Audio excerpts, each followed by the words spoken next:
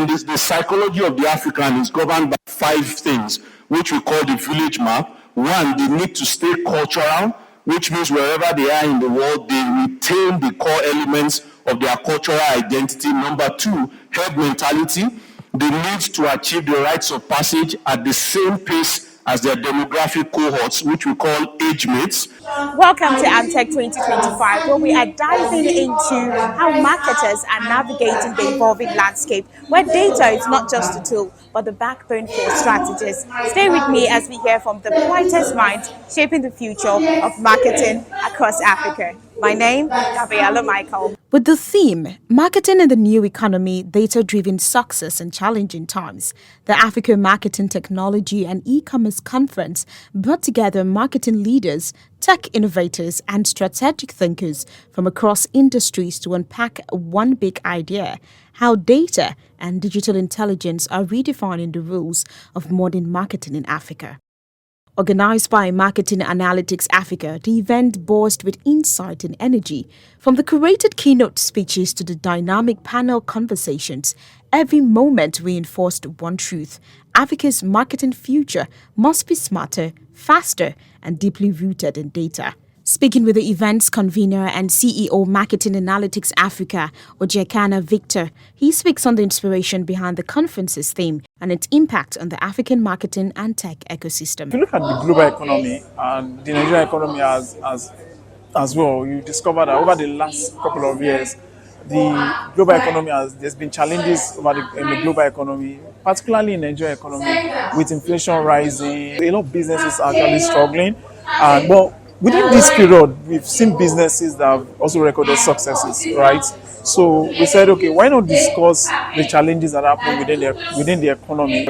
I'm bringing guys who are doing fantastic work to come have conversation around the success that they've had and that businesses in this time can also achieve. It's no longer enough for you to run campaign. You need to also know what your data is saying. You need to be able to track your data and get the right kind of insight from your data to be able to make an informed decision. Feyi Olubodun, managing partner, Open Squares Africa, emphasizing on effectively integrating cultural nuances into digital marketing campaigns. If you look at digital marketing, for instance, especially the technology side of it, we now have the capability to develop campaigns and communications that can be geo-targeted. In other words, I can target a particular region of people with a particular communication. What that means then is if I'm targeting people in a region, in a country, I must do the work to find out what represents meaning to them and what will resonate with them based on their cultural frame of mind, and then make sure that my content is built around that and is directed and targeted at them. Author of The Villager also shared his perspective on how African brands can walk the line between smart personalization while maintaining consumer trust. I think where that line lies is the kind of data that we gather. I think currently today we have quite a lot of demographic data, we have quite a lot of macroeconomic data, but that doesn't allow us to go deep. It doesn't allow us to be properly customized. If you layer cultural framework and cultural reference or context around the data you are interpreting, you actually can see the nuances that are there, and that can allow you to customize in a way that is cost effective and delivers greater value for your brand. Marketing manager Indomie Oluwaponmile Alabi brought a consumer-focused lens to the conversation, sharing secrets on Indomie's continued relevance and customer loyalty. In the industry in which Indomie plays, and I think just like every other FMCG, we operate in a red ocean market. And what I mean by red ocean market is there are a lot of competition. But what Indomie does to stay relevant is we use data, we use insights to drive conversations today. So it's beyond just selling the product, but it's ensuring that the interest of consumers today remain our priority. So we've moved away from intuition marketing, where we just guess what the consumer wants, to spending a lot of time, with the consumers, understanding their interests, their patterns, and how they consume their food to be able to deliver exponentially to them. So it's, like I said, it's going beyond what is traditional to being relevant today. And the only way you can do that is leveraging technology and AI. With clarity and precision, Lanre Basamta, CEO of Optimus AI Labs, explains how African businesses can deploy AI as a tool for real engagement, predictive analytics, and scalable personalization. I think the biggest problem that AI can solve today is what we call hyper-personalization. What does that mean? If you think about Netflix, what gives value to Netflix is that it serves you. For every video you watch on Netflix and you like, for every movie you continue to watch on Netflix, is reading you. The underlying algorithm is helping to understand your interest.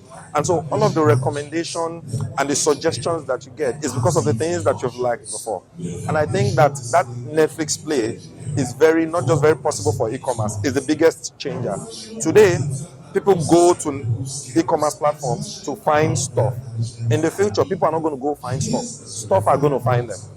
The biggest difference is going to be personalization, particularly for people who deal in the consumer play. So for guys who use AI, there's an underlying new body of knowledge in AI that we call data ops or data engineering.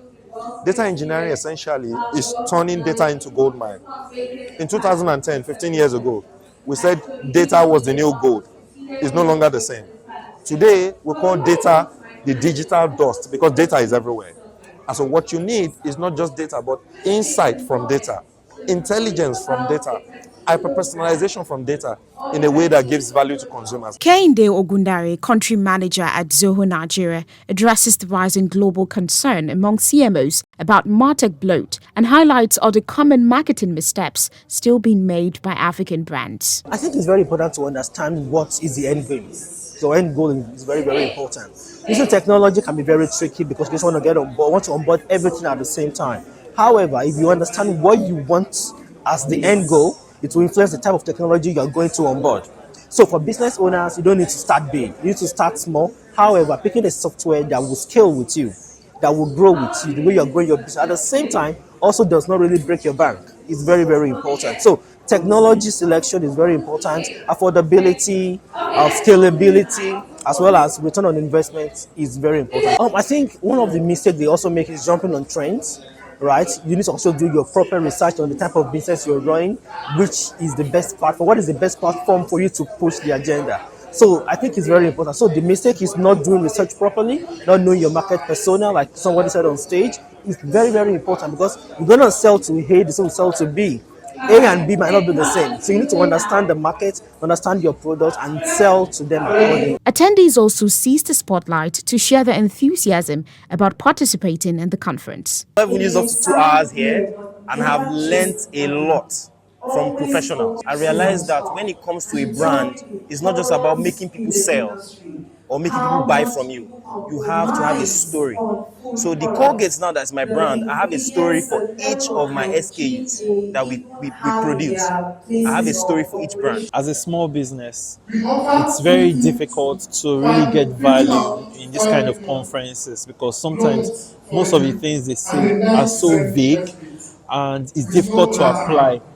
But in this particular conference, you could see that the speakers knew how to break it down, that you don't need another interpreter to put the instructions to use. They have brain, they know their onions and they know how to express it. AMTECH 2025 wasn't just a conference, it was a call to action, a gathering of minds demanding that marketing in Africa not only catches up to global standards, but leapfrogs with purpose, powered by data, tech, and cultural insight. As AMTECH 2025 concludes, it is evident that the fusion of technology and, of course, authentic storytelling is not just a trend, but a necessity for businesses that are looking to catch their customer base. It's been a privilege bringing you this insight in the heart of African marketing transformation. Reporting for Tech Passion TV, Gabriella Michael.